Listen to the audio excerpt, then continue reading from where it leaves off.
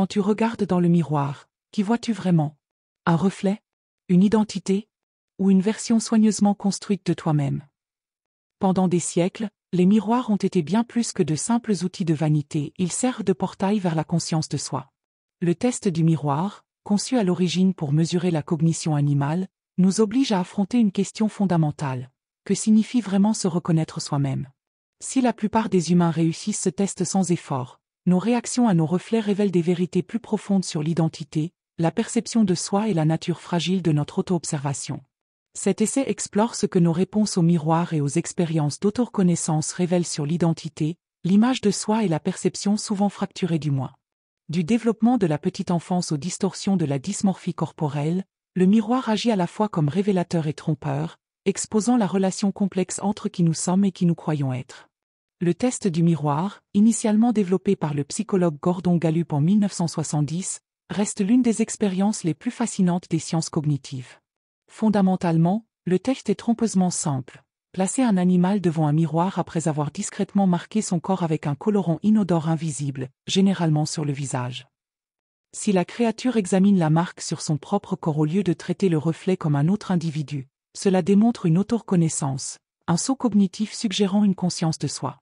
Les implications de ce test furent révolutionnaires, remettant en question les anciennes hypothèses sur la conscience comme étant un trait exclusivement humain. Lorsque Gallup testa d'abord des chimpanzés, les résultats furent frappants.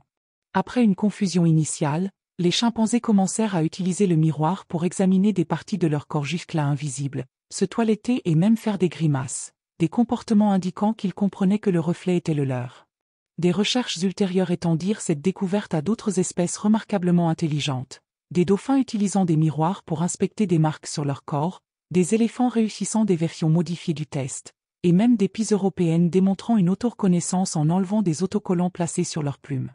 Chaque espèce réussissant força les scientifiques à reconsidérer les frontières de la cognition animale.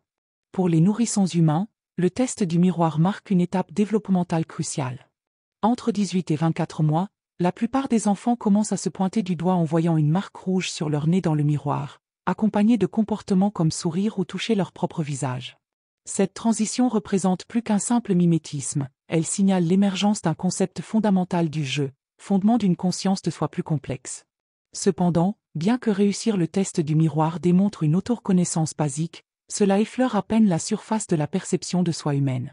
Contrairement aux animaux qui peuvent se reconnaître sans jugement, les humains commencent immédiatement à superposer du sens, des émotions et un contexte social à leur reflet, un processus qui continue à évoluer tout au long de notre vie. La relation humaine avec les miroirs s'étend bien au-delà d'une simple reconnaissance. Nous engageons un dialogue constant avec nos reflets. Cette interaction complexe fut d'abord explorée systématiquement par le sociologue Charles Colly dans son concept de 1902 du soi comme reflet. Selon Colly, notre concept de soi se forme à travers un processus en 3 étapes. Nous imaginons comment nous apparaissons aux autres, nous imaginons leur jugement de cette apparence, et nous développons notre sentiment de soi à travers ce jugement perçu. Cela signifie que chaque coup d'œil dans le miroir porte le poids invisible des attentes sociales, des standards culturels et des angoisses personnelles. La psychologie moderne a démontré à quel point cette autoperception peut être malléable. Dans des expériences révolutionnaires, des chercheurs ont subtilement altéré les reflets des participants en utilisant une manipulation numérique en temps réel, élargissant légèrement des nez, ajoutant des imperfections ou ajustant la symétrie faciale, à leur insu. De manière alarmante, beaucoup de participants non seulement ne remarquèrent pas ces changements mais incorporèrent les images déformées dans leur concept de soi, démontrant à quel point notre perception miroir peut être peu fiable. Encore plus révélatrices sont les études sur l'image corporelle où les participants estiment leur taille corporelle significativement différemment avant et après une exposition au miroir, les femmes et adolescents étant particulièrement enclins à des changements négatifs d'autoperception après une observation prolongée dans le miroir.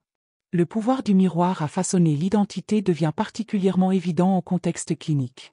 Les patients souffrant de troubles alimentaires décrivent souvent avoir l'impression que leur reflet montre une personne différente de ce que les autres voient.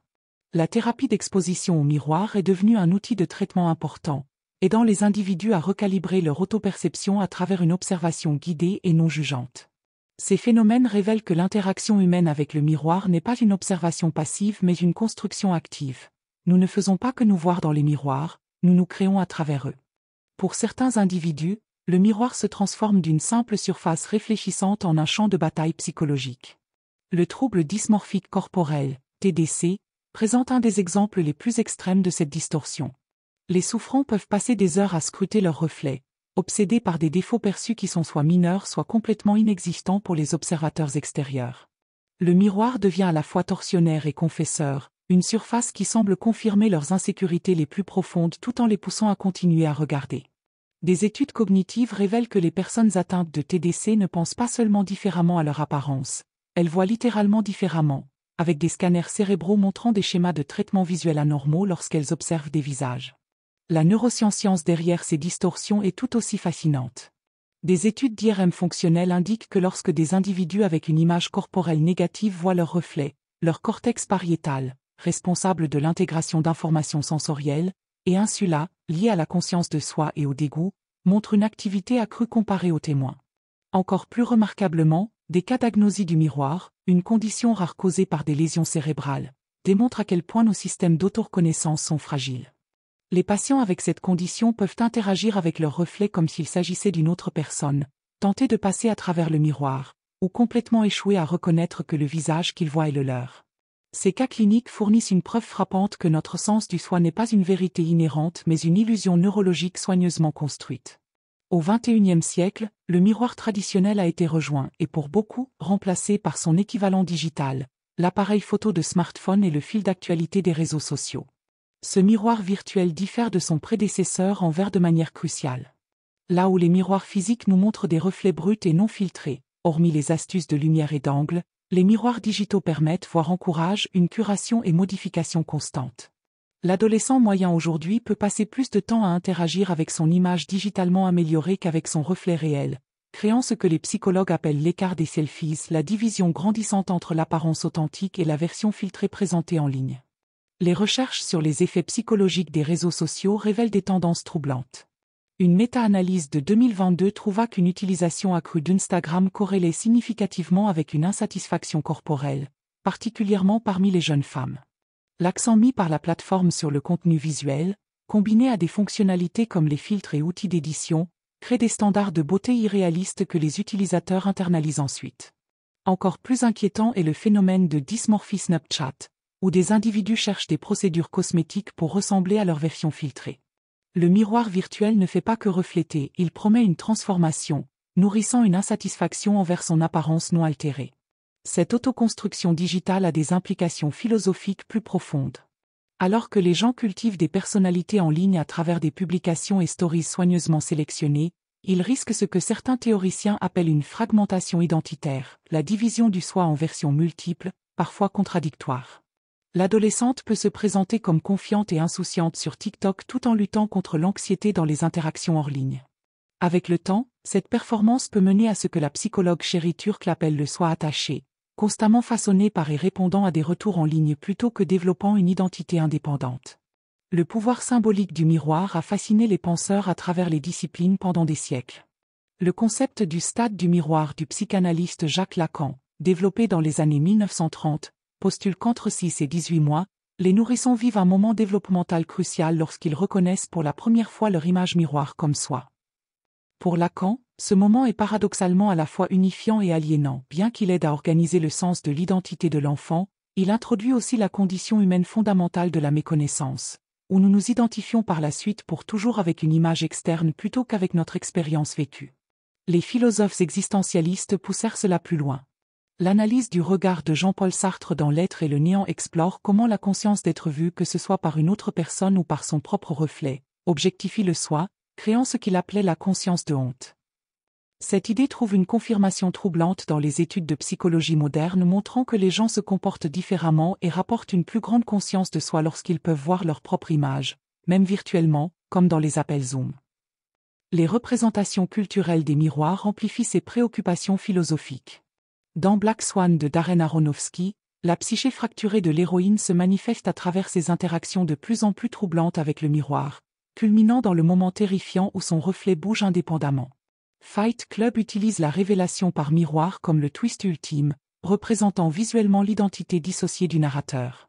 Même la littérature pour enfants comme De l'autre côté du miroir joue avec les miroirs comme portail vers des soi alternatifs et des réalités inversées.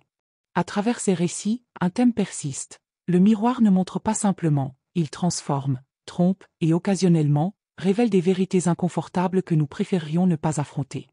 Des laboratoires des psychologues comparatifs au cabinet du thérapeute, des mythes anciens au filtre de réalité augmentée, la relation de l'humanité avec les miroirs continue d'évoluer. Ce qui commença comme un simple test de cognition animale a fleuri en une exploration profonde de la conscience elle-même, révélant que peut-être la chose la plus mystérieuse que nous verrons jamais dans le miroir n'est pas notre visage, mais les profondeurs infinies de l'esprit qui l'observe. Le voyage du simple test du miroir de Gallup à l'ère digitale complexe révèle une vérité profonde. Reconnaître notre reflet n'est que la première étape du processus à vie qu'est la découverte de soi. Ce qui commence dans la petite enfance comme un moment basique de ces mois évolue en une danse complexe entre perception et identité, façonnée par des processus neurologiques, des attentes sociales et des récits culturels. Le miroir, qu'il soit en verre ou en pixels, ne nous montre jamais objectivement. Au lieu de cela, il sert à la fois de toile et de critique, reflétant non seulement nos traits mais nos peurs, aspirations et le poids invisible des jugements d'autrui. La psychologie moderne et la neuroscience confirment ce que les philosophes et artistes ont longtemps suggéré. Le soi n'est pas fixe mais fluide, construit à travers chaque interaction avec nos reflets et les reflets de nous-mêmes que nous voyons dans les yeux des autres. Du patient atteint de troubles dysmorphiques corporels piégé dans un couloir de miroir déformé à l'utilisateur de réseaux sociaux craftant son double digital, nous sommes tous engagés dans le travail délicat de l'autocréation. Même nos cerveaux participent à cette illusion, lissant les incohérences et nous présentant une identité cohérente qui pourrait être plus fiction que fait. La réponse la plus honnête à qui vois-tu dans le miroir pourrait être celle-ci, non pas un soi singulier et stable, mais une histoire en cours. Chaque coup d'œil offre non pas une photographie mais un récit, édité par la mémoire, réécrit par l'émotion et relu par la société. Comme le remarqua le romancier français Marcel Proust, le vrai voyage de découverte ne consiste pas à chercher de nouveaux paysages, mais à avoir de nouveaux yeux. Peut-être que la vraie conscience de soi ne réside pas dans la perfection de notre reflet, mais dans la reconnaissance du compteur derrière le verre. En fin de compte, les miroirs nous en montrent moins sur qui nous sommes que sur comment nous voyons. La révélation finale pourrait être que la personne demandant « Qui suis-je » est à la fois la question et la réponse, l'observateur et l'observé dans une boucle infinie et illuminante.